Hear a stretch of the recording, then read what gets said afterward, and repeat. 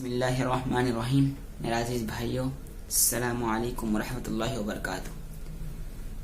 آج سے تقریباً 8 دن قبل اور دن کے اسی وقت ملک کی سب سے بڑی عدالت نے ایودھیا تنازع کے متعلق اپنا تاریخی فیصلہ سنا دیا. فیصلہ جو بھی آیا، فیصلے کا احترام کیا گیا، مگر ملک کے ایک طبقے نے اس پر اپنی بے اطمینانی کا اظہار تو کیا، مگر فیصلے کی سب نے عزت کی. میں آپ کو یہ بتانا چاہ رہا ہوں کہ جس دن فیصلہ آیا، ہمارے بعض بھائیوں کو ایک مسجد کے جانے کا غم اتنا ہوا کہ اس دن ظہر کی نماز میں وہ مسجد تک آ نہ سکے، اتنا غم میں وہ مشغول ہو گئے. اور جن مساجد میں ظہر کی نماز سے وقت صفحے 3 سے 2 صفحے تک بھری رہتی تھی، یا اور جن مساجد میں اپنے آبادی کے اعتبار سے بڑھ رہتی تھی، نمازیں تقریباً آدھے ہو گئے. میرا عزیز بھائیوں، اگر ہم کو مساجد سے سچی محبت ہوتی، اسلام سے اور نبی کریم صلی اللہ علیہ وسلم سے اگر ہم کو سچی محبت ہوتی، تو اس دن سے ہم اور زیادہ وقت مسجد کے لیے دیتے، اور زیادہ مسجدوں کو آباد کرتے، اور زیادہ نمازوں کو، نفل کو پڑھتے. خیر فرض نمازیں تو 5 ہی ہے، نفل کی بات کر رہا ہوں، اور زیادہ ہم نمازیں پڑھتے. زندہ قوموں کی نشانی یہ ہوتی ہے کہ وہ حالات آنے پر صبر کرتے ہیں، غم کے مارے بیوہ کی طرح ایک کونے میں بیٹھا نہیں کرتے اور چلایا نہیں کرتے. زندہ قوموں کی نشانی یہی ہے کہ حالات آنے پر صبر کرتے ہیں اور ان کو اور کام کا جذبہ ہوتا ہے اور عملی میدان میں اتر آتے ہیں.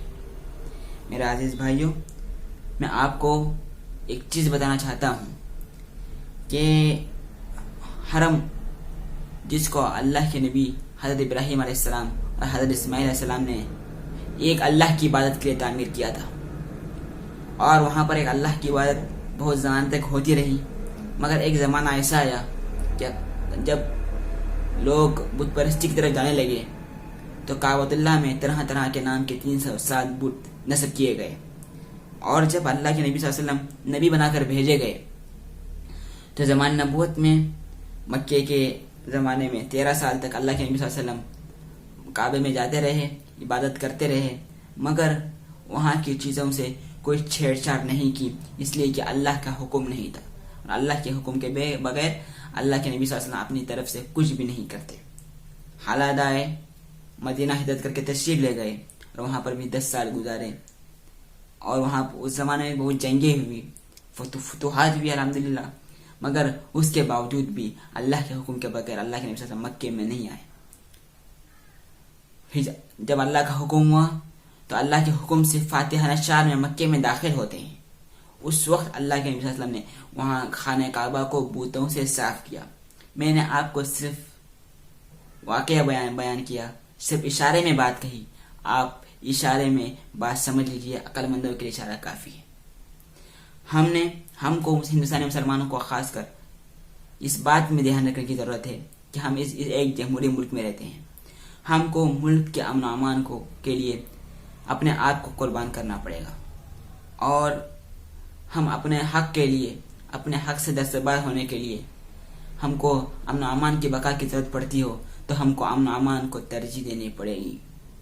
اگر ہم مسلمان مساجد کو آباد کریں گے، مساجد کو پورا اپنے تربیت گاہ بنائیں گے، نماز کے علاوہ وقت مسجد میں دیں گے اپنے دین کی تعلیم کو سیکھنے کے لیے، اور خلوص نیت کے ساتھ کام کریں گے، تو شاید کسی مسجد پر کوئی دشمن اپنا حق ثابت نہیں کر سکتا.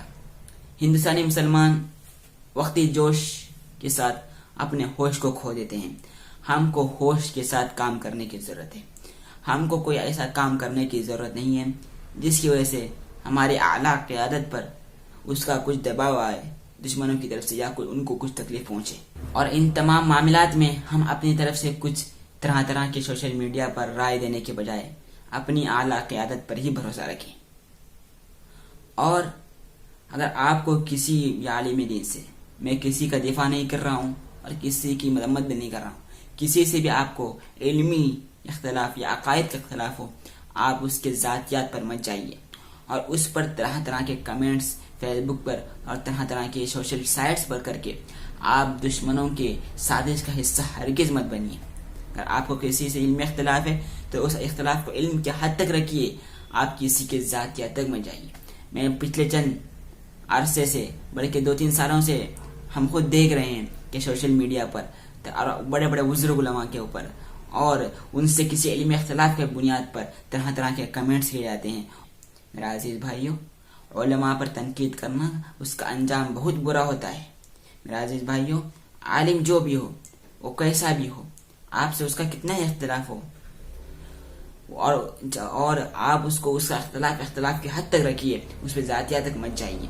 अगर वो किसी ऐसे काम को सजद करता हो जिसको आपको बुरा समझते हो या किसी एतबार से वो सही नहीं है, दीन एतबार से या माशरे एतबार से, तो उसका मामला आप अल्लाह पे छोड़ दीजिए। आप उस पर कमेंट करके अपनी आक़िबत को ख़राब मत कीजिए। और एक चीज़ हमको देखने को मिल रही है कि पास लोग कह रहे हैं, या मैं नाम नहीं लूँगा, कि फुला आलिम दिन की वजह से ऐसा फैसला आया कि उन्होंने ऐसा फार्मूला पेश किया था। मेरे भाइयों, अगर कोई आलिम दीन है और कोई हक पर है और जो कुछ भी सोचेगा मुल्क के मफाद में सोचेगा। और बात ये भी की जा रही है कि मुस्लिम फ़रीक़ों ने सही पैरवी नहीं की। अल्हम्दुलिल्लाह, मुस्लिम फ़रीक़ों ने सही पैरवी की और मजबूत मुकदमा लड़ा। हमारे गुनाहों की वजह से हम बाजी हारे। मुसलमान इंसान कभी अपने ऊपर झाँक के नहीं देखता, मारे भूखलाए की तरह तरह की चीज़ें कहता है जो हर एतबार से गलत होती है।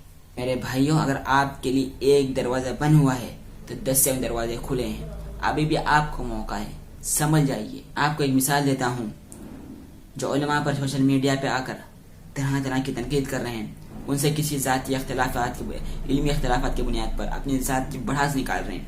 आप समझ लीजिए, शेखुल इस्लाम हुसैन अहमद मदनी रहमतुल्लाह अलैह का नाम आप सबों ने सुना होगा।